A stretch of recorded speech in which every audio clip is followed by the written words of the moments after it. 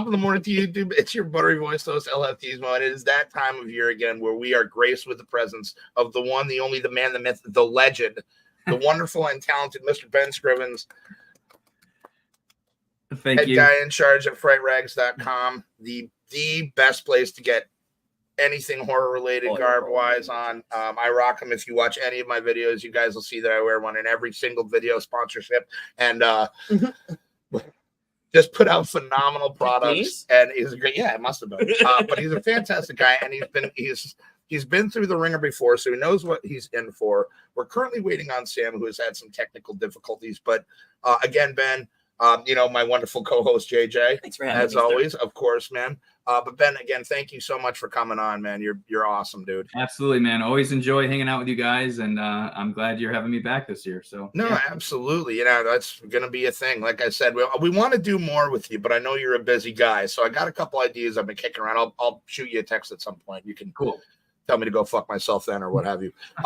He's so polite. I could not imagine. No.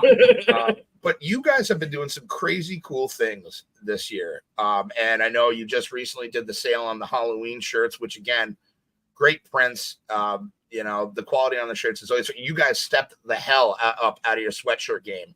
And I'm not sure if I told you that. I may have brought that up in a conversation. I can't remember, but dude, yeah, you guys had stepped up your sweatshirt game. Yeah, we had to. So it was a little bit by necessity, and I only say that because we are actually using the same brand of sweatshirt, but we had to move to the 10 ounce. I think the other ones were, I think those were the 8. Yeah. Because they weren't even making the 8 ounce anymore. But we had tested out the 10 ounce, and we really loved them. I mean, not only is it thick, obviously thicker because it's heavier. Yeah. I like them a lot too. I think that yields even in better print for some reason, which really the face should be the same, but the printing's been amazing. Shout out to Tiny Fish Printing. Yes, they've always been amazing. Just to kind of give you an idea. Yeah, and this is almost a year old. Yeah. And it still looks like I've washed this several times, and it's holds, like you said, it holds the big. And it's still soft because you wear that when you come into the store every day. When before you leave, you and I hug it, and that thing has still been just as soft. Yeah, I'm a hugger, so you've got one coming to you, Ben, when we meet. Same here. But yeah, that's, you guys have, so that was awesome. And again, I was talking to JJ, the last show we did together was the one where you let me know that you guys were going to be doing those, and I dotted my underpants a little bit. And then subsequently, both me and my brother shelled out a bunch of money to get, the shirts and the sweatshirts. Just fantastic stuff. And yes, Tiny Fish, you guys have been with them quite a while, and they do wonderful work. Yeah. Wonderful work. They're awesome. They're right down the street from us. So they are. Sorry, I've been ignoring the comments. I'm sorry. Danny, what's going on? Tui, what's going on? Eddie, what's going on? Kevin, thank you for watching from Hawaii. Nice to see you. That's super cool. Nice to see everybody in the chat. Ben, why don't you tell us, is there anything in particular that you've done this year that you're really, really proud of? Or is there either something you've done that you're really, really proud of, or something that stands out your mind is just very monumental for the company or personally for you this year? Wow, that's a great question. There's a couple things that came to my mind as soon as you were asking that question. So in terms of business wise, really happy with our customs line, which is the direct to garment print on demand stuff. We were talking a little bit before we went live about that, and it's something that we've been testing for well over a year and actually 2 years now. But I mean, we went obviously live with it earlier this year, but we've been testing for a while. When we did print on demand years ago, and I'm talking like 14, 15 years ago, the quality was garbage, but we positioned them as like vintage tees and almost had like an old style, almost like an iron-on feel. And honestly, people did like them. It's not like we got bad feedback, but at the same time, like I didn't like it, and it really wasn't good enough for our level of like our main designs. And fast forward to like around 2022, and we were talking to Tiny Fish, and they had been working with it, and I was like, again, it was just an amazing quality, and then they held up in the wash, and to bring it to our customers, it was a lot of work on our team to do that. And I know we have to charge more because they cost us more to do. I mean, it's just the fact of life. But it allows us to have so many more available items on our website that don't go out of stock, because we get that complaint all the time, which I completely understand that, you never have this size and it's always gone, whatever. I get that. But with print on demand, they might cost more, but they're always in stock or in stock. Awesome. Yeah. So another thing that came about this year, late last year, but we did it this year, was getting into Walmart. Actually, that was. You guys are in Walmart? Yeah. So like all of them? Most of them. So yes. Okay. So I'll fill you in a little bit on what's going on here. Okay. So late last year, like last November, early December, I was talking to Tom Blay Disgusting. I've known him for years, and I shot him emails about something, just asking him a question or whatever. And he's like, "Oh, by the way, we are curating a special section in Walmart coming up next year. It's basically going to be a whole like shelving area that's Bloody Disgusting kind of labeled, and it's going to have a bunch of collectibles and stuff in it. We want you to be a part of it." And I was like, okay. Now, I have never even wanted to be in Walmart, partly because dealing with Walmart can be very hard, because they will, if things don't sell, they will send it back to you. They won't, you'll have to eat the cost. I don't want to deal with that. Like, the risk is too high for me. I don't even want to play in that area. We're just not the type of company to do that. Other companies can do it. We're not. So I was skeptical, but he's like, "Let me introduce you to a company that's handling it for us." I said, "Great." So I was having meetings with them. They deal with another company that basically buys product and then brings it to Walmart. They're a third party type of deal. Okay.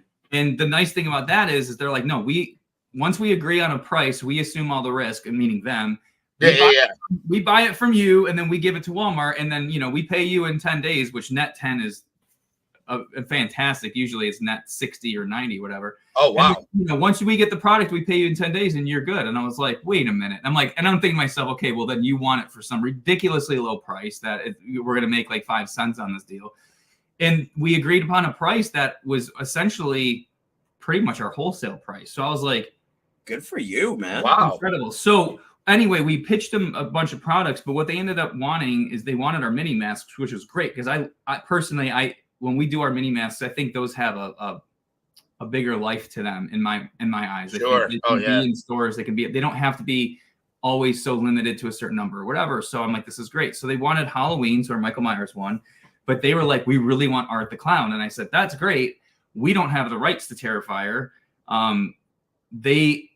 Those guys are great, but they're so busy. They were busy with the new movie. They're just busy with all this stuff. It's overwhelming. They're dealing with product. They're dealing with a new movie. This was last year. Yeah. And I'm like, they're not taking on any new deals. They have the people they work with, and that's it. So, but again, because Bloody Disgusting helped distribute or produce the second film. Yep. I talked to Tom, and they were able to get me a fast track license with Damien just to do these masks, which is awesome. But we were we were under the gun. It was over Christmas. We needed to get a sculpt approved, the box. We needed to get it to the factory. The factory was also going to go on their Chinese New Year in January, but we need to deliver these by end of May. Oh. And there isn't a lot of time. It sounds like a lot of time. There's not. No, it's really not. No. So it was a nail biter for 5 months, and we, no joke, delivered the masks on the final day that they could accept them. There's like a 2-week window, and they landed the day. That was literally like the 11th hour. It was, and so here's the thing. They were going in pretty much all the superstores. However, they were supposed to be there in June. The problem is only about a third of the order. I think they ordered of each mask, I think 7,000 or 8,000 masks of each. So about a third of that were going in the stores in June. But they couldn't, apparently the units, because they ship these units all like together, like all one things, and they just go into stores kind of like this. And well, they're like in those like shelf sort of boxes, and from what I was told is the other stores weren't ready for them, and they wouldn't go in until October. So I actually think more just started going into stores recently. I just don't have a list of what stores they're supposed to be in. Like, around here, we have 3 or 4 Walmarts within 20 miles, maybe 5. That sounds about right. One Walmart had our masks, the other ones didn't, but I don't know if they do now. So, but that was cool. And then that also led us to talking to the Terrifier guys and basically being like, hey, like, could we do more? Like, would you let us do t-shirts? Would you let us do other things? And we signed a deal in like very late September, like basically a month ago, to do more. And we really wanted the shirts to come out when the new movie premiered. So that was a race of like literally maybe 2.5 weeks to not only get designs done, but printed, get everything done, boom, boom, boom, boom, boom. I mean, we have way more coming, but this was just trying to get that initial release. So that was cool. And then I would end with one of the cool things that I thought we did this year that I was thinking about back in March, and then we finally came to fruition, was the Fright Scope, which is our viewfinder with the reels and stuff. So that's something that I've had on the list for some time, but I've never really brought it together. And I finally said, I'm going to do it, and started talking to a factory and started discussing what we're going to do. And now we're adding it to licenses. So in the coming year or so, we're going to be doing more reels. That's so awesome. Yeah. That's so awesome. No, that's a lot of cool stuff. And I think a lot of the people that are watching for the first time are kind of getting like behind the scenes look at like the business aspect of, which is really cool. And like the licensing thing, which we were always fan of. Just real quick, I'm sorry to interrupt, but Sam, welcome. Are you there, buddy? I think the camera's shot. I was given a lemon laptop to use this afternoon. Oh, I'm so sorry. I guess you get to look at my you can look at your skull, big, pretty face. We can look at your skull. Yes, absolutely. And Groovy Lava, Squirrel Medic, great guy. Buddies with Bruce Campbell. Ahoy, everyone. He loves Fright Rags, so that's awesome. We all love Fright Rags, but thank you for watching, Groovy. That's so cool. Sam, thanks for being here. Oh, I have to narrate out loud, I guess, since you can't see anything. I'm wearing the print, the 2003 Texas Chainsaw Massacre one with the newsprint stuff on it. Yeah. I really liked that one. It's not the most eye-catching design of the bunch, but I really like it. Actually, that's probably my favorite of the bunch. I love that one. Yeah. And I'm rocking because Groovy said it. I'm actually rocking the Evil Dead one. But that's a whole other story behind the Necronomicon debacle. Do you remember that whole fun? We won't go into that again. But I remember that was good times. Good times. I think that was the first time I felt. No, that was the second time I felt really bad for you. Or no. Maybe that was the first one, and then the Phantasm thing. I can't remember if I found out about that afterwards or before. Oh, the print. Yeah.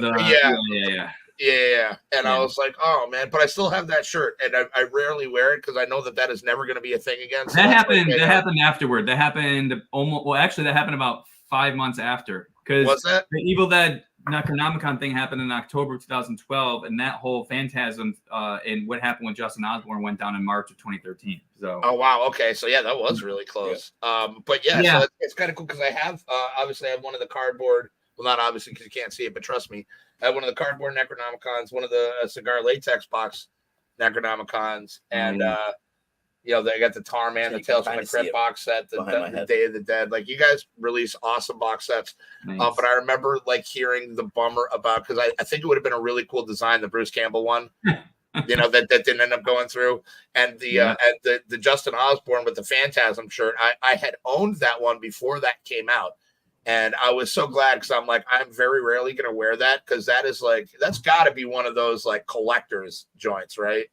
I mean, I guess if people are collecting them, I would consider that being up there because we would never do it again, and it had so much controversy around that. Which again, I understand what happened, and this is all water under the bridge. And I'm sorry, I don't mean to. Oh no! I know. I'm just saying for anybody listening, whatever, watching, it's Justin Osborne came out such a better artist after that. He really did. Like, talk about a person in the face of all of this like adversity. He and it really hit him hard. And he, we had long discussions about it. And I don't want to keep talking about this. I'm just going to say it first. Right. Yeah. People. If you know, you know. If you don't, I'll fill you in after the show. People want others to fail, I think. And I think they like to see that. And when they see something, and to be fair, as egregious as what Justin was doing, they are, people tend to pick up their pitchforks and their torches and they want to lynch somebody. That mob mentality. Yeah, they want him to go to like artist jail or something. And I I talked with very respected artists in this industry. In fact, Edmiston, who did that piece that you're wearing, I spoke to him that weekend that happened. Edmiston, Gary Poland, Zorno, all these people. We sat in a hotel room at a convention and we were talking about it. And I'm like, the thing about Osborne is he's got the eye. You can say, oh, he pulled the moon from here and the wolf from here, and he shouldn't have done that. 100% agree. But the way he composed things on a design, that is talent. And if he just used his own reference, it wouldn't have been such a big deal. It would have been revered rather than reviled. Thank you. And here's the thing: that was 11 years ago. Where are the other articles out there now saying he's still doing it? Yeah, exactly. And he's done even better work in that time. He's grown as a person. If we can't forgive and move on and to be fair, I'm the one paying him and making money off the stuff. So I had to take myself out of the equation and talk about this and be like, am I being an idiot? Like, am I being blinded by the fact that I think he's really good, or is there something there? And I really truthfully felt in my heart that, he was a really good artist. He just didn't know what the fuck he was doing that was wrong.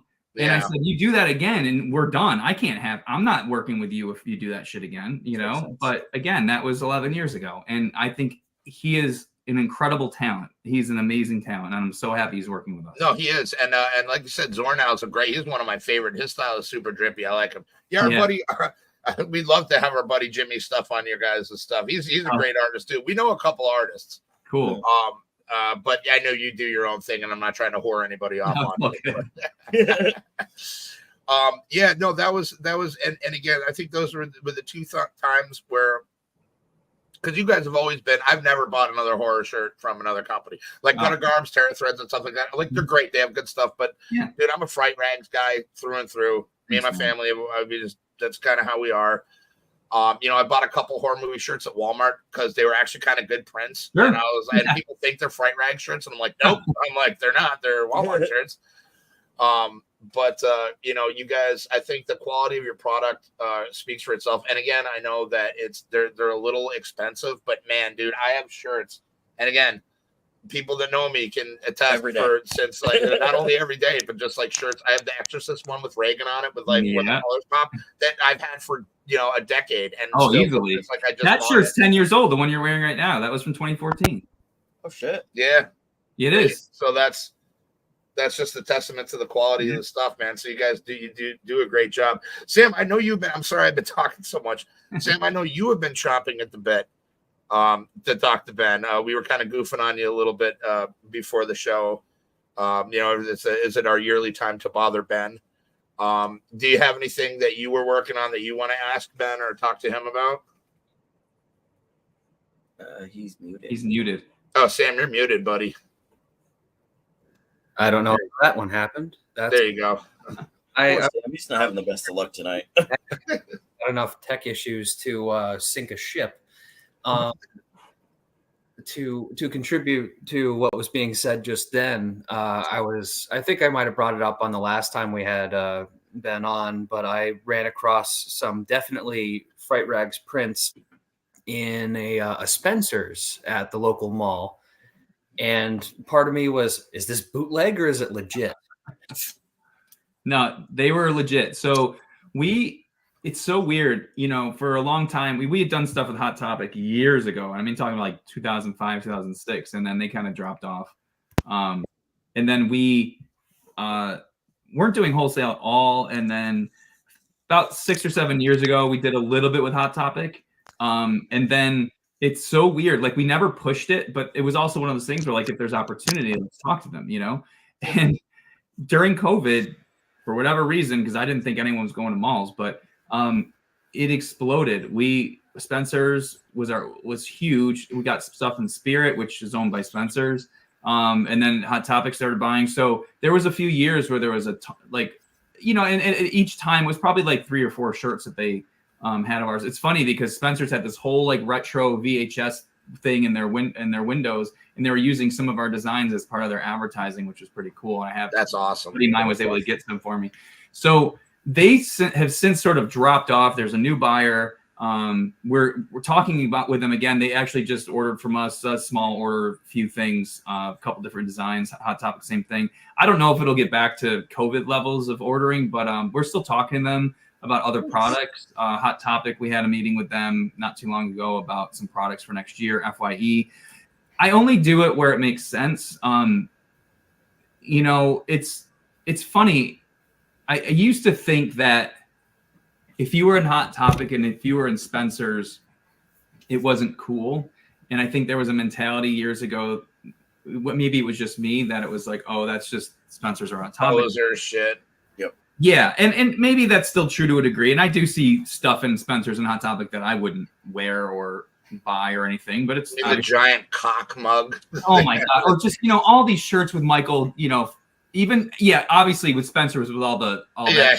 Like, it's like there's still shirts there, like the Michael flipping people off or go, and I'm just like, it's just, honestly, that's not for me. And that's kind of what they sell, but they also sell their stuff. But the funny thing is, I think over the last maybe 7, 8, maybe 10 years, I think it's almost like things have shifted where I see people like, you know, the annual trip to Spirit, right? We're going to Spirit. We're checking out our stuff. It's almost like it's cool, right? It's like a cool thing. And even this Bloody Disgusting thing at Walmart, I never thought our stuff would be in Walmart. And look, NECA sells in Walmart, Trick or Treat, and Mezco, all of them. That's great. And there's nothing wrong with that. But I never thought our stuff would be in Walmart. And now that it's part of this like thing, that's wild, you know? And I think that's a far cry from Mom's Garage packaging shit up, huh, buddy? Totally. The only issue is where else would you get your stuff if not? Oh, no, posers and just enjoy what you enjoy. Exactly. Yeah. So I guess what I'm saying is I think there's room for both. You know, we still do a lot of stuff on our website that will never be at a Spencer's or Hot Topic. Wow.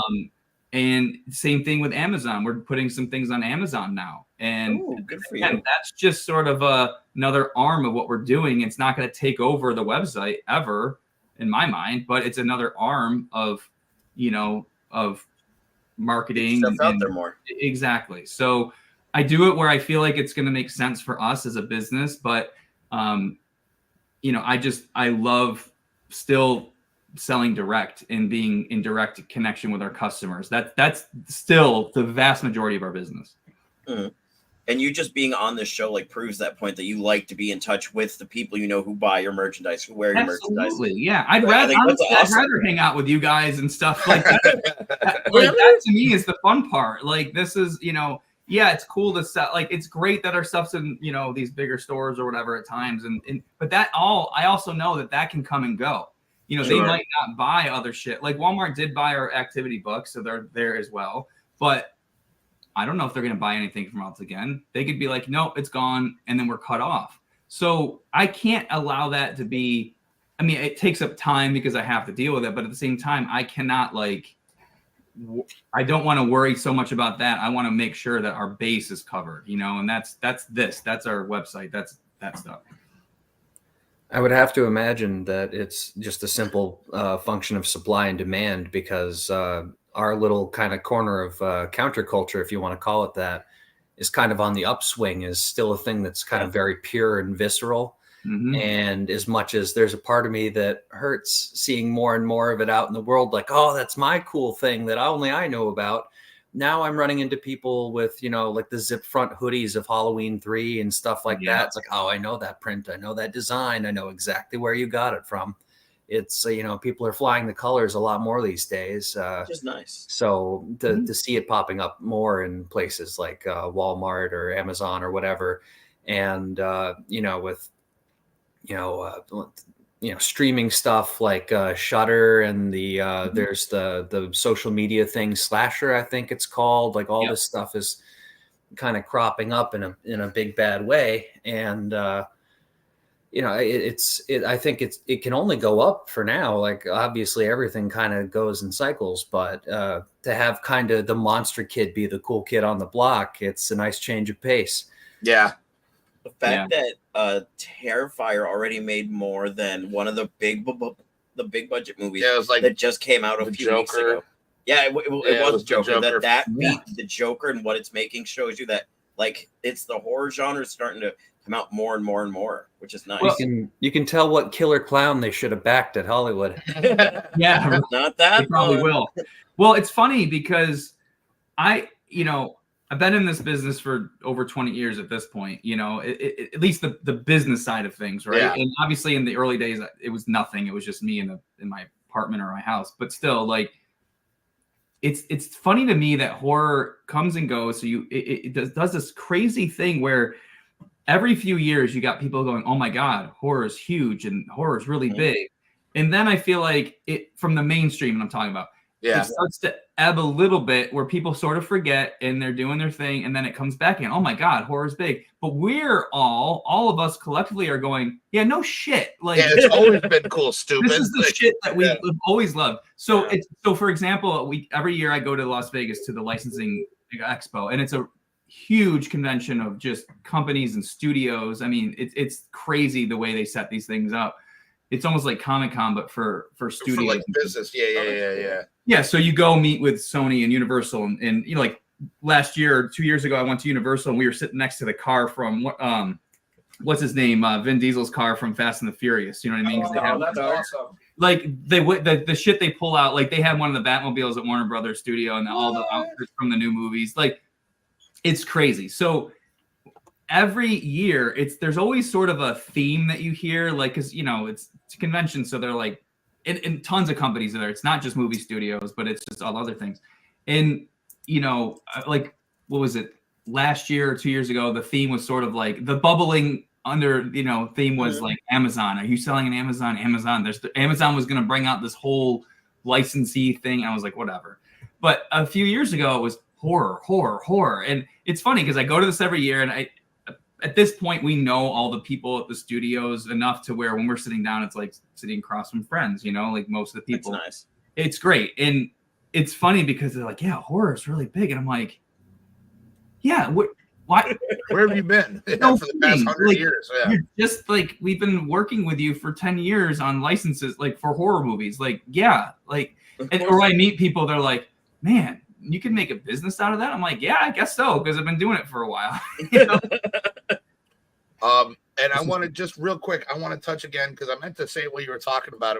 I just really quickly want to go back to how you enjoy interacting with the customers on like a personal level.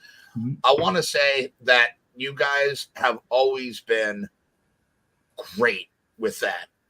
You know what I mean? Like, even before, like, you and I started talking, it was back before Kimmy was there. You know what I mean? Like, anytime there was an email sent or there was a question sent, there was a very quick and courteous response. You know what I mean? And you guys send the Christmas cards every year. You guys are very good with, your people. Your people, and you're very good about connecting with them. Thanks. Thank you. I mean, it's awesome. Well, no, it means a lot because, like, Liz does all of our customer service. Kimmy will jump in there here and there, and they are the front lines. I mean, Liz is the front lines to this company, and I am on way too much on Instagram and Facebook to check comments, and Liz handles a lot of that too, and so does Kimmy. But I'm usually jumping in, sometimes to my detriment, before them, because I want to answer or I want to say something, because I feel it's the easiest and best way to stay in, like, how people are perceiving what you're doing. And a lot of people will email still, but I mean, you get a lot of DMs, which we try to keep putting them over to email because it's easier to triage all of that. Otherwise, you've got all these platforms, you're going to miss something. And we need to have it kind of go into like one area, but we do field those over DMs. And again, Liz handles the majority of all that, but I get in there, I'll comment or reply to people. Sometimes I reply even when I shouldn't be replying, because some people are just trolls and want to be jerks or whatever. But I feel like if we didn't do that, we're not a faceless company. And I understand when you see companies online, you see ads on Facebook, and now everyone's got ads. It's not even just companies like ours. It's bootleg companies. It's all these things. I mean, like Chinese companies, like faking it. You know what I mean? Like, you've got it's noise. And when you're scrolling through and it's just a bunch of noise, you don't know who to trust. And if you don't know us, we're just another scammer. We're just another company that'll take your money and either send you garbage or not send you anything at all. So we have to we have to double down on making sure that people understand that, no, this is a fan. We are fans. This is a fan-based company. Like, we've been doing this for a long time and all these things. So it can get exhausting sometimes because some people just don't understand. But, you know, obviously for the people who follow us and know us, hopefully they understand. And you still get a bunch of really, unfortunately, just not good people.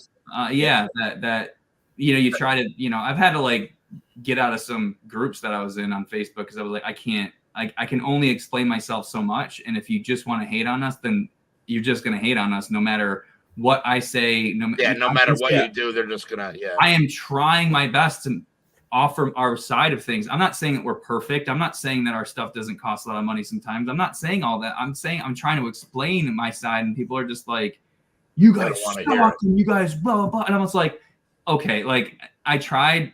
I can't continue to go down that road. I have other things I have to do and spend my time, you know? Which is sad because, like, just like the way he talks about it, you can see like those comments actually like bother him. The fact that he tries to explain his point of view of it, which you don't get it, and he doesn't have to do that. He could be like, you guys, I don't have to tell you anything. Yeah, you don't buy shit. But the fact that you do, that means a lot. That's kind of hardcore, man. Yeah, I had to, and no joke, I actually had to get out of the Joe Bob group on Facebook. There's like a Joe Bob fan group because like every Saturday morning I would get on Facebook. I would just be sitting here watching TV and I would, you know, inevitably end on my phone scrolling, and I'd open up Facebook and there was like, this happened I think 2 or 3 times in a row where it was a Saturday morning and it was the night after Joe Bob had played, and there was a post about like, man, Fright Rags really sucks or something, or like, look at these prices, or it was like something crazy, and I'd be like, okay.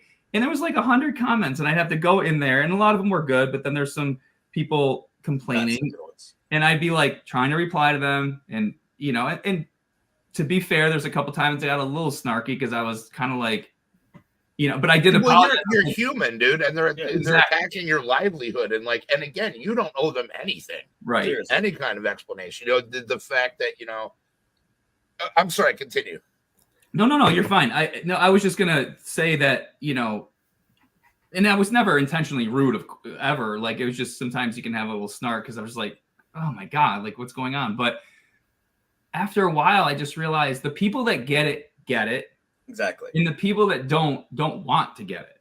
And there's a very slim margin in between of people that will read what I have to say and understand it and then maybe go over to the got it category. But sometimes, most of the time, you're preaching to the choir. And I try to make those comments and replies so that if anybody is reading and they don't have prior knowledge of me or the company, they can see our side and not say take sides, but just be like, oh, okay, they responded. So I try to have it there for that purpose. But sometimes I get too deep in it because I want them to understand. And some people just have their mind made up. They don't care. And I have to be able to just be like, okay, we can agree to disagree. And look, you don't have to buy my shit. There's plenty of other places to go buy stuff. And that's great. If you love other companies more than us, you know what? Great. Then you've got, look, as a fan, fuck, man, it's the best time to be a fan. Oh, yeah, 100%. Oh, that's without question. Yeah. And that's why I tell people, I'm like, if someone wrote us a very long, nasty email the other day. Sorry about that. About our WNUF stuff getting sold out so quickly. And they're like, you know, you're not the only game in town anymore. And then go somewhere else. And I go, I genuinely hope you want to read it verbatim so we can roast them. Yeah, that's okay. But I literally said, I genuinely hope you find what you want somewhere else. And I really do feel that way. Because if we are pissing you off, then please go somewhere else where you're not getting pissed off. I don't want to piss you off. You know, like, I'm not in business to make people upset. I'm having a hard time imagining anyone who likes the stuff that we like having any beef with you whatsoever, let alone the Joe Bob Briggs crowd. Most of them, it seems like you have a pretty enduring relationship with, because you consistently have the merch. Yeah, and they look, and this is obviously Joe Bob and Darcy are great. I'm not talking about obviously them in person. Like the fans, the majority of the fans are great. It's just there's just like with anything, you get a vocal minority of people that are just, for whatever reason, really upset about a lot of things in their lives. It's just baffling. You know, you go on Shudder And what do? You see an Osborne piece of art for every single special they do that 9 times out of 10 winds up on a t-shirt you can buy. And I don't know if people know this, it's way cheaper to get your stuff than it is to say, go to, like I just went the other month to see Rob Zombie, Alice Cooper, and Ministry. Yeah. I paid $50 per t-shirt at that show. Oh. Yeah. And, maybe it's cheaper online. I don't know. I like to get them at the show. Sure. But I'm definitely not paying $50 a shirt at Fright Rags. I know that. Yeah. So what are people complaining about? It's like, and again, and to go into the, where he's like, your guys' stuff is a little pricey. It's not egregiously pricey, but I look when I get Fright Rags shit, and I use the term very nicely. I don't mean shit because you guys. I know you mean. But anyway, when I get Fright Rags stuff, that's an investment. It's an investment. It's a shirt that's going to last a long time. It's going to have a great print. You can't make everybody happy. You can't make everybody, and in some cases, you can't make anybody happy. That's true. I mean, fuck them. Would you want to pay more for a good shirt or pay less? That's for the whole trash? thing. See, that's the like, whole thing. Like I've got shirts that I've paid like $10 for, $5 for, and within the first 3 months, like the collar rips out, it fades out. It's like, so when I buy my shirts, I'm the same way. My shit's expensive because I want it to last. I don't want it to like fade away in the dryer or the washer. Yeah. So like having to pay a bit more for a good shirt that stays soft and comfortable means more to me than paying less for the exact same shirt. Yeah, exactly. And Ben, a real quick question: you guys gonna ever bring back the Send More Muppets? Just asking for a friend named Hefty. So the only reason I ask is because I got the first one. But so we had a house fire back in 2012, and we had to like stay in a hotel for like the whole summer, pretty much. I had my Fright Rag shit with me. Now I don't know if you know this about most hotel washing machines and dryers; they are pretty unforgiving, and a lot of the color got stripped out of that. I still rock it because, damn it, that's a great shirt. But again, so asking for a friend named me. Is there any way that would ever come back? Because I didn't think the Friday the 13th one was going to come back, but look what you did. I know, we did. So well, I got the what would Jason do shirt like after our conversation. I was like, I need it. I need it in my life. I also got the vinyl. He sent me pictures. Yes, he does own that indeed. That from last year's show. Yes, so Hefty, I think I haven't checked, but I'm assuming you are part of the rewards program, right? I'm gonna go. I'm gonna have to check. You would have to be, right? I would assume so. I would hope so. I would think so. I have to. You'd probably be grandfathered in at this point. Well, yeah, most people were. I'm looking you up right now. I was like, oh, I love that he can just look me up. Oh, I remember that happened one time before when I was like, when did I start buying from you? But you guys changed your thing over from one point. So the shirts that I bought. In 2016. So so I've been buying with you guys from at least since 2010. At least since. Oh yeah, I know. Yeah. No, it doesn't look like you are part of the rewards program. So that's sad. Okay. Well, it's okay. No, it's okay. Because if you do sign up, you get grandfathered in. I think for your past, I think it's the past year of orders or something. Okay. For those count. So the reason why I was saying that, the only reason why I brought it up is because as a rewards member, if you're in our tier 2 through 4, so it's 4 tiers, okay? The first tier, you get access to some of our exclusive sales. Yeah. Tier 2 through 4, we do discounts more on shipping, and tier 4, I think, is free shipping forever. Nice. And the tiers go based on how much you spend a year. I think to get in tier 2, you have to spend a minimum of 150 with us in a year. I think it's 150 to that's not bad. 300. But anyway, in tier 2 through 4, we have a special section on our site that is just for those members that you can buy shirts that aren't available on our main site, and it's all gated. Like you can't get to them. And what we had been doing this year, and this only started in late last year. So every month we were doing like 6 or 12 designs that would rotate. But starting in January, what we're going to do is we're going to say they would rotate every month. So if you didn't get it that month, they would be gone and all that. Yeah. So what we decided to do was in January of 2025, we are going to bring back 40 to 50. We haven't decided on the final number because I'm still going through them. Old designs that we don't want to put back on the main site. So they will stay up there as a separate section. So there's going to be 40 or 50 designs that will just be available for all rewards members from tier 2 to 4. And literally you can just go on and anytime and buy those. It's print on demand and you can get them. So they'll just be static on the site. And we might add to that, and we have to take a couple away here and there, but in general, they won't just rotate in and out. So if you don't have a chance to get it one month, you can get it the next month. Okay, so, that's awesome. At risk of spoiling surprise for whoever decides to go that way, are they? Is that list of designs dictated by age and rotation of the design, or certain licenses, or? Yeah, it's kind of based on what we think. There's certain things like, okay, Similar Muppets is a good example, actually. So that was one I think we might be bringing back. I don't know if we'll have the back print on it because it costs way more when you do print on demand. So I know, but that's where the most color went from. Damn it, it's white now. Yeah, I know. So what? That's a good example where I don't know if I would want that to live on the main site. It just doesn't seem to me like it's. I love that design. Don't get me wrong. It's just one of those like. I don't see a place for it on the main site, but I see a really fun place for it to be in our graveyard. Yeah, I can't help but notice that you said the same thing about that. And since we're, it's time for me to bother you again about it, Ben, and I would be remiss do I not bring it up. But you know where I'm going with this, right? I think so. Go ahead. The Terra Blood Fart Lake shirts. See, that's a good. So saying. Here's the thing: we could do a Terra Blood Fart Lake shirt. We just saw that recently. Oh, really? What did you think? I fucking loved it. It was such a great movie. It was so bad, I just could not stop watching it. Have you had Seaver on the show? No, I haven't had Seaver on the show. You should. I don't know that he would even. I don't even know how I would go about getting in contact with him. Oh, so, I can get. I mean, he's a friend of mine. He lives right in my town. Yeah.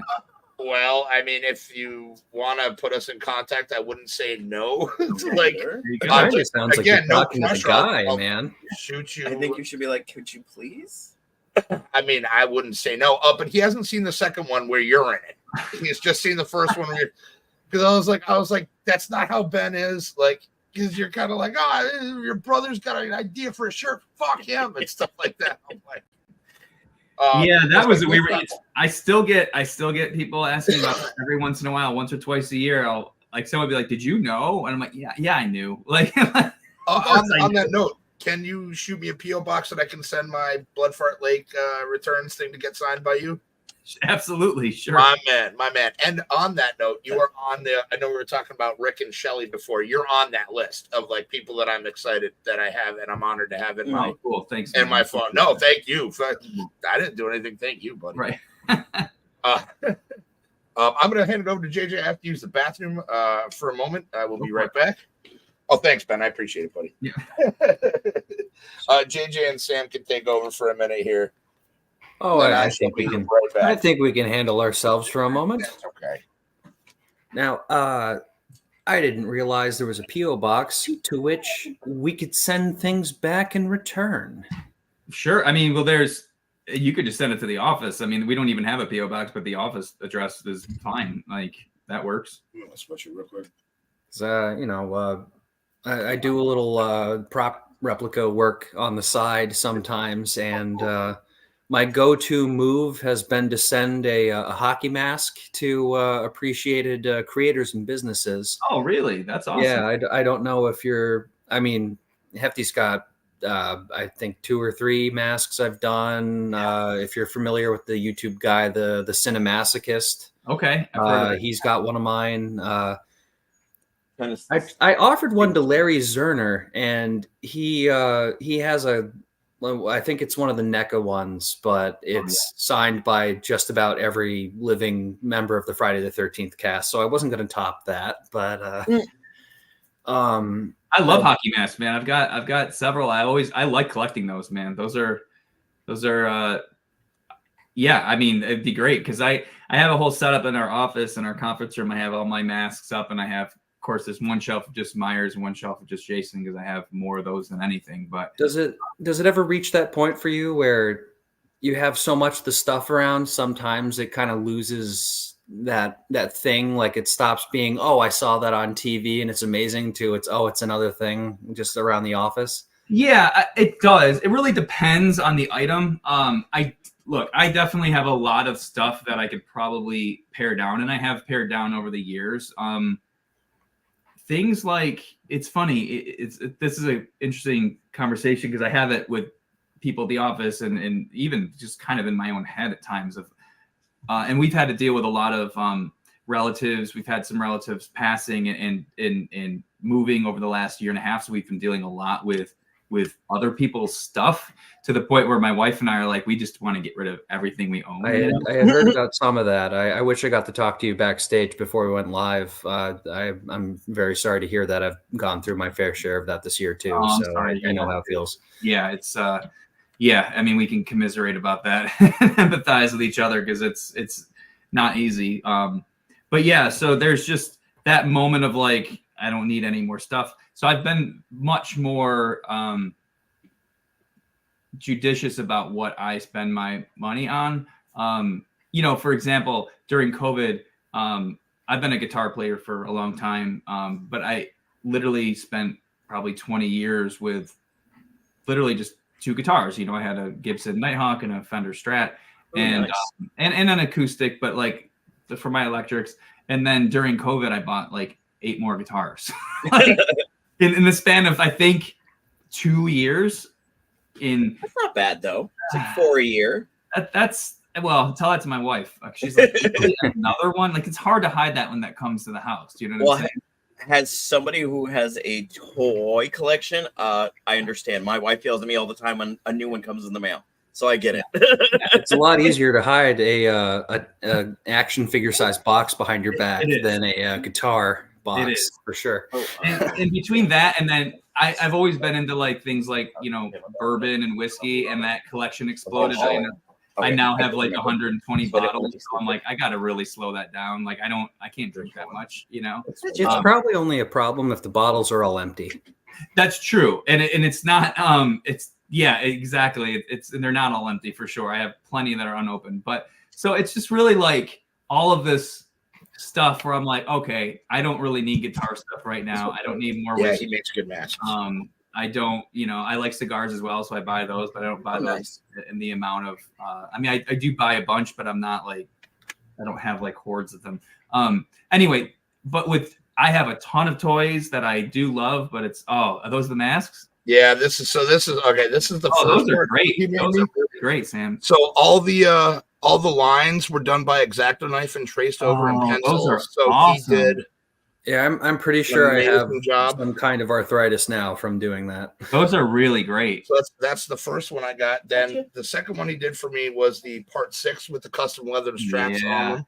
Yeah. And he even used real ash on the bullet hole there. Love and it. He's got the all the detail on it. It's like a mottled green. Not the one I got. Yeah, no, it looks awesome. They all do, yeah. And then this was his most recent one, which I love. It's a Part 3. I love that Part he did. 3. I think that's my all-time favorite look. As much as I love the others, but I think it's the most iconic one too. But and I love him because he always has a little signing that'll do in it. It's like an asshole, an artist.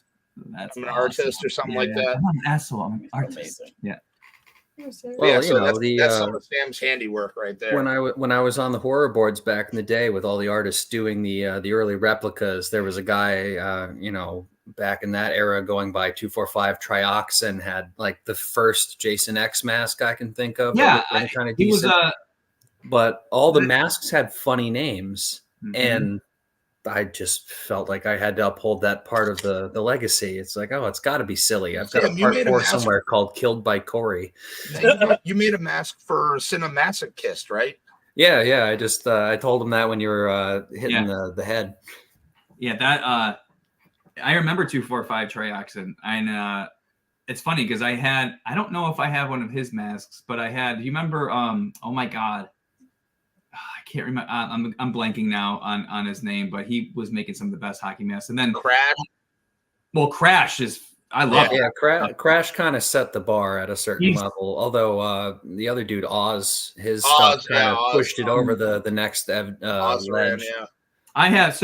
It's funny because I haven't bought a hockey mask in a while, and I was actually thinking about buying some of Crash's because I was looking at his stuff. And I've worked with Crash. I mean, he was our first artist we ever hired to do a piece for us back in the day. So I've known Crash for a long time. But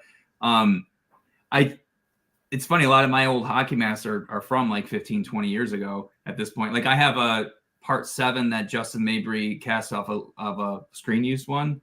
Yeah, you know what? I remember that. Yeah, I've got a few different ones, and That's awesome. Those are still.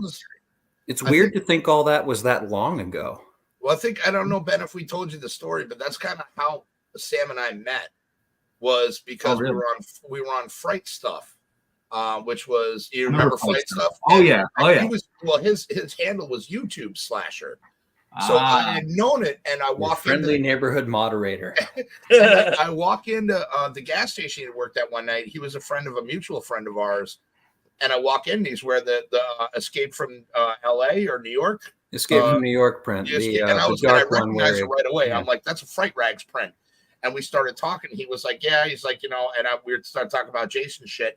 And he was like, yeah, I'm on Fright Stuff. And I was like, what's your name? He's like, YouTube Slasher. I'm like, holy shit. I was like, I know. And then that was it. That's so awesome. No, it was really cool. Yeah. And I do have to say, it wasn't by mechanism of like advertisement or anything. It was really just one afternoon. I was like, you know what? I really like the movie Reanimator. I really like the movie Chud. I wonder if I can find T-shirts for that. That's awesome. And I searched, and you know what? I found them.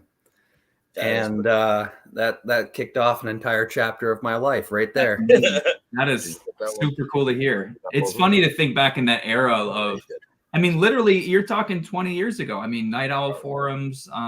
Oh yeah. There was a few others I was on. Obviously, the Halloween boards and stuff. But yeah, it's just that's funny. Thanks, Rob. Yeah, it's just it's funny to think that it was so long ago. I mean, we're literally going on. 20 years ago, it was definitely because I started Fright Rags in 2003. So Yeah, 2003. I think I got into the boards around 2005, 2006. Here we are in 2024, and like the overarching theme of what we're talking about today is just the growth of exactly what we've got going on here. Back in 2006, how many people were streaming live about horror T-shirts and movies and stuff like that, and now there's this massive audience for it. I think maybe back in 2003, people got really hyped about horror because like Alien versus Predator and Freddy versus Jason dropped in very short order, and that got very mainstream popular. Cabin Fever was that year or the year after, I think. Yep. And then and that was the biggest thing since Freddy became as popular as Santa Claus back in the late 80s. So here it's just interesting because you pick your niche thing, your favorite little splatter film, and there's a good chance someone out there is looking out for you, making sure you can fly that flag and wear it on your chest like a walking billboard, and we love it. And that's how it is too. So I get compliments on my shirts all the time. All the time. Like I go into places like, that's a great shirt, where you get it, and it's always frightrags.com, fright-rags. So they can't have them type in the same name. Fright-rags.com. They got the best stuff. We're just part of the street army, baby. I know. You gotta. It's great. I'm ready to die for the cause. Please ask me to die for the cause. Now to dig deeper into the very specific merchandise end of it, you guys kind of already covered when I was coming in because my camera was precluding me from joining conversation on time. Your audio is great, by the way. I wanted to say that your audio sounds great. Oh, I tried to dial that in because you don't get to see. Dude, I set this whole thing up. I've got like colored lighting. It's like 3D glasses. I've got like the Terminator arm, and I've got like a flickering flame over there, and there's this and that, and I got the Gulag playing on Shudder on the TV behind me. That's great. And it's just totally lost on everyone because this laptop sucks. But JJ just placed his first order with Fried Rags. I want to say he's literally doing it right now. Your So. first? You got the my first. The I Dracula. can't be The that Bela mad at you Lugosi because you did Dracula. place an order, but your Just showed on first? the, Thanks, So- man. first. So I'm a nerd, but I'm the other spectrum. Don't get me wrong. I like horror movies and stuff, but I'm like the Marvel comic books. Oh, you know, nerd. that's fair, man. I'm on the other side. I like Yeah, the it's all Teenage good. Mutant Ninja Turtles. That's You awesome. know, Frankenstein. Oh, Jones. that's the horror Ninja Turtles Yeah, thing. yeah. I've seen those. And A that goes buddy like of mine for- on a JJ different gave me them all podcast, he's today. got like the whole set. He's got like the Oh, Casey nice. Jones as Phantom Oh, of the nice. Opera and I just lost one April O'Neil, Bride of Oh, Frankenstein. great. Yeah, I have Those the are Bride of great. Frankenstein. Those are fantastic. I Yeah. just brought those to him today because one of my friends gave them to me, and like I said, I'm the other side of the nerd spectrum, so I didn't really have a home for them. Like, but I know someone who will love You these. got set. Is that Autobot or Decepticon in your hand? Autobot. Autobot, I see it. Yep. That's awesome. I got You can see Batman. the I spears got Joker. bleeding together now too. Exactly. Yeah. Yeah, a lot of people think he was the DJ for Slipknot because of the tattoo on his hand, but he's actually not Sid Wilson. Sorry. That's funny. Speaking of which, they rock your stuff. That's pretty cool. What's that? At least Corey does. Oh yeah, Corey's great, man. He That's cool. one of the other things I love seeing. I love seeing horror people, or like some podcasters, people that do horror videos. Pizzal, Justin, he's a great guy. But they all have, and you know when you see it, that's a Fright Rag shirt, and you just know it. You know if you know, you know. Yeah, yeah. But seeing the shirts on anyone out in pop culture, you see Pretty cool. actors, musicians, the guys from Red Letter Media, you see them pop up everywhere, and it's just like I know exactly where they got that, and I have the same one at home. It's wild, man. We just had Kirk Hammett was wearing our stuff on stage. That's 2 cool. different shirts, and I believe that. he didn't tag us, which is fine. I'm not asking for that, but I'm saying he posted a couple images one night on concert, and we're like, holy shit, and we knew he had them because his manager is a mutual friend of somebody I know, and they were asking for, if they could get some shirts. They wanted to buy some more, and I was like, I'll hook you up with a few, tell me what you want. And I was able to get them to him, but I didn't think I'd see them. I was like, cool. It was just cool enough that he That's wild, man. And then Yeah. literally the next night, my friend had texted me a picture. She goes, hey, look who's wearing your shirt. And I was like, what? And then I was like, that's crazy. So And Well, that's gotta I be have it wild on for good you. authority that Metallica band might be going places, so. and people might want to know where's that cool shirt Kirk Yeah, that's Hammett's right. wearing. Where'd that come from? it's Metallica, definitely you'd say, cool. Who man. are they? Who's Metallica? I hope they don't Like, ever yeah, sell and out. that actually makes a neat segue into something I wanted to ask about. Actually, Kirk Hammett's very famous for his classic horror print guitars, the Ouija guitar. I think he's got one that was kind of tarot themed too. Sign one. Yeah. It is stuff like that that's kind of slipping into the what's it called? The thing where you don't have to pay for the rights because there are no rights. Oh, public domain. Public domain.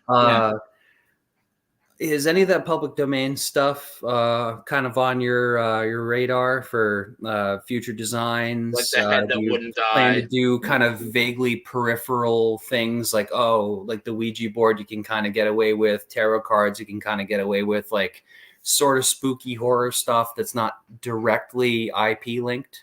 Yeah, I always keep an eye out for that stuff. It's funny, a long time ago I had quite a list of public domain things that I wanted to work on because it was easy to do without licensing. And then I do have some other ideas that I would like to get into. What has really been the issue is time. And we have 70 titles plus that we work with. And we also have all these different categories. So t-shirts and hats and lounge pants and, all these other things. So you end up spending a lot more time figuring out, okay, well, what do we have to do now for Killer Clowns or Halloween or this? Because when you get a license and the license is only going to last a couple years, when you pay for a license up front, you're only getting it for maybe 2 years, maybe a little longer, depending on the deal you negotiate. But generally 2 years is pretty standard. So now you have the clock started over, and so did the money you need to make that license worth it. So, just to give you a really basic terms, you know, if we're spending $5,000 on a license for 2 years for, say, a 10% royalty, which these days it's higher than 10 for most part, and it can be a lot higher than 5,000 for sure. That's this basic math here. We need to cover $50,000 worth of gross sales to make that worth it, because then that's earning out on that license, that 5,000 that we paid. Now, we want to earn more than that, so then we should start paying the 10% royalties on each thing that we sell. But if we earn way less than that, then that 5,000 just ate into the margins that we have for products. So that's a very, very basic way to think about it, but it's still what we have to do to make sure that we are making it worth having this deal. Now, some deals bomb, like literally bomb, like as soon as they come out, and you go, well, that's never happening again. We're not going to make any of that money back, and we're not putting out more product for that, because that was a freaking stinker. That your birdemic line was fucking abysmal. So I'm only getting, I didn't have a birdemic. Oh, exactly. Line. You didn't like those? Come on. I thought they were great. You thought they were great. You were the guy. You were that guy. But anyway, but obviously other licenses are you know, they just continually sell. So having to sort of figure all that out and plan for that, and also having to deal with approvals on things and getting art done and all this other stuff, these other things tend to get pushed off a little bit because we just don't have the time. But to your point, there are things like that where I'm like, oh man, it would be fun to do another design, like, you know, vintage horror or, you know, public domain stuff that it could be fun to work with. Speaking of that though, a lot of properties are coming up or starting to come up on at a time where they're going to go into public domain. The beginning of 2026, I think, or is it 27? Maybe it's 26. Frankenstein, the movie, meaning Boris Karloff, the Universal film, will be public domain. Now, the logo that they use on the poster could be trademarked, but the likeness, use Boris Karloff as Frankenstein on product without paying Universal a cent, and that's going to come up with. So to that though, as much as I'm forgetting the guy's name that did the makeup right now, Jack Pierce. Yeah. Okay, so Jack Pierce did the Frankenstein the monster's makeup, because he's not necessarily readily identifiable as Boris Karloff. Do you still have to deal with the Boris Karloff estate to put his face on something? So no, but I'll tell you why. So, and this can happen across several types of licenses. For example, back in probably, I want to say 15, 18 years ago, when you were talking about Universal Monsters and you were talking about Frankenstein, Wolfman, and Dracula, let's just say those three. Creature is a different thing because that's not really a person. It's a character that has no quote unquote likeness rights, if you will. Bride, I don't know. We have use of Elsa Lanchester, but I don't know if that was ever not a thing. My point is maybe 15, 16, 17 years ago, before we started working with Universal, you had to get separate rights from Sarah Karloff, Boris's daughter. You had to get rights from the Cheneys. You had to get rights from the Rothes. These days, what we can do, so Sarah Karloff, I don't know the details, but she signed over some rights to Universal to know out. You do not have to go through her or her. I don't the estate or what have you. You don't have to go to Karloff's estate anymore. You can use Karloff straight up. Glenn Strange, you could always use too. With Wolfman, we actually work with the Cheneys. So we work with Lon Chaney's grandson, Ron. And we is that his name, Ron Chaney? Ron, I'm not kidding. I can't even stop it. So Ron Chaney's grandson, Ron. Exactly. Is it still Bela Lugosi Jr. handling his stuff? Well, yeah. So I was just going to say. So with Lugosi, we work with Bella. We were working with Bela Lugosi Jr. a little bit, but it's his daughter. So it's Bella's granddaughter, Lynn, who we are in direct contact with. Her dad, I think, he's definitely. I think he's still. No, did he just pass? Oh my God, I can't remember now. I actually don't remember, but I got to meet him, which is wild because that is like a spitting image of his dad. Wow, but that's cool. But it's so with Lynn, anything we do, Bela Lugosi Dracula is only through her. It has nothing to do with Universal. We can do Dracula, quote unquote, the character through Universal, but it cannot look like Bela. Yeah. Similar with Cheney, it's like we have certain rights where we can use Lon Chaney Jr. as Wolfman through the Cheneys, but we can also use certain things through Universal. So it's definitely a bit of a it's almost like a divorced parent situation. You got to live with mom. Yeah, one or the other. But Ben, I want to put your mind at ease. You can use my likeness rights. Excellent. That was my next question. So I just wanted to, I'm sure it was. Bless your heart. That's awesome. Much appreciated. No, stop. Unfortunately, we are running out of time. I feel we haven't even scratched the sack of where I wanted to go with this show. Can you do it again? Can we do this again soon? Absolutely. With you, Ben? Anytime. Yeah. That's so awesome. Ben, I can't thank you enough. Thanks to everybody in the chat. Thanks to my glorious co-hosts, Sam and JJ.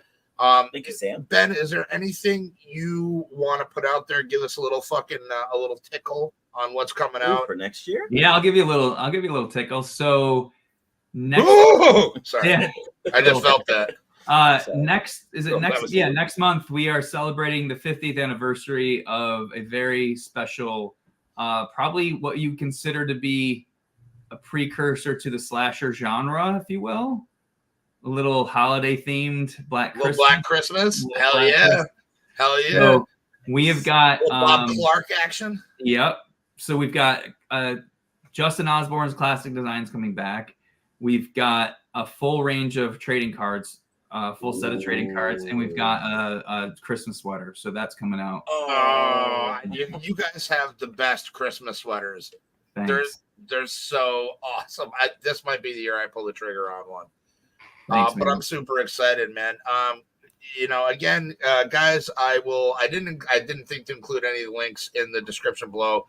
But fright-rags.com, go check their shit out. It's fantastic. And make sure you sign up to be a member of the reward. Before we dip entirely, can I squeeze something in? No. Of course. Yes, of course you can. Of course you can. There's a woman who I swear exists. Had questions because she likes the stuff, but she was asking if the product line could maybe expand into things like little tank tops and hair scrunchies, booty shorts, panties, bikinis, that kind of thing. Is there any plans for that? No current plans. I wouldn't ever shoot an idea down because obviously if there's enough demand, that's great. Things like that, though, just to give you a real quick insight, if we want to branch into different categories, it now becomes an issue where we have to take it up with our licensor, see if anyone else is doing it, see if they will allow us to do it, even if someone else is doing it. And so there's a lot of sort of things that go into it. In order to really broach that conversation with licensors, we kind of have to get a good idea that it's going to be worth it for us to do. And look, sometimes it works out, sometimes it doesn't. You have to take your risks. I know, and just in the specific case with like women's apparel, like we've tried so much with women's apparel and quite frankly, it, for whatever reason, doesn't sell. But I think a lot of women just like to buy the unisex shirts. That's what we've been told by people. You need Fright Rags pasties. Right. So accessories, though, or things like that could work. I'm not saying they won't or wouldn't. It's just we need to kind of do some research and see if it's something that's worth us kind of investing time, effort, money, and all that stuff into. I would wager that some of the kind of evergreen things you seem to have. You had the Barbara Crampton line for a little bit there. You have a long-standing thing with Elvira. Looks like. Oh yeah, that's true. Yeah, so there's definitely properties that it could work really well with. Maybe it could go under shit. I'm like wedging all my good questions in at the last 5 seconds of the show. If only you had been there at the beginning. I've noticed there's different labels. There's the branded stuff with the brand names. There's the graveyard stuff. And then recently there was a new label I noticed that says customs because, judge me not, I bought a Jaws the Revenge t-shirt. Hey, that's very guilty. Could possibly some of these other things be put into a separate line that's more of a, if the tech was figured out how to make it more of a print to order thing than we have to make, no, absolutely. And anytime we can do that, that's awesome. Anytime we can do that, it does help us because it helps us reduce the risk of overloading an inventory and then having to figure out what to do with it if it doesn't sell. So honestly, if it works out, I'm all for adding new products where it makes sense, and those are great ideas. So I know there's at least one person who will buy them. That's awesome. That's good. Well, thank you, Ben. I can't thank you enough, brother. Yeah, this is JJ's first. We popped JJ's cherry with you, so that's awesome. And I bought my first Yes. shirt And he live bought on it. air. And he bought. thank- Yes, he thank did. you. He Now, did. what Thank was you. the thing you bought? What did you buy? The Bela Lugosi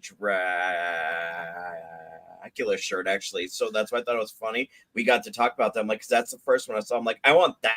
That's And awesome. I love that movie, and I was like, nope, that's what I want to start with. That's great, a man. solid Thank you so one. much. Don't forget course, to use thank you. promo code HEFTV to get. There's no You promo do- HEFTV do- code. I was No, about to Ben, say, do you have a I saw. promo No, code? I don't have a promo code. But If Ben, you thank- send me money to my PO box, I get money. yes. But anyway, love you guys in the chat, Ben. Thank you so much, Sam Jables. Thank you guys for being here. Guys, go out there and do good things because nobody else is going to. If everybody did one good thing for somebody else each day, this world wouldn't be such a bad place. Buy stuff from Fright Rags because goddamn, they have great stuff. Yeah. And hopefully we'll see Ben again soon on HEFTV, which I think is going to happen. Sure, absolutely. Sweet. Bye, guys. We love you very much. Thanks for you. everything. We'll catch you next Have a great time. night, guys. Stick around, Ben. Yep.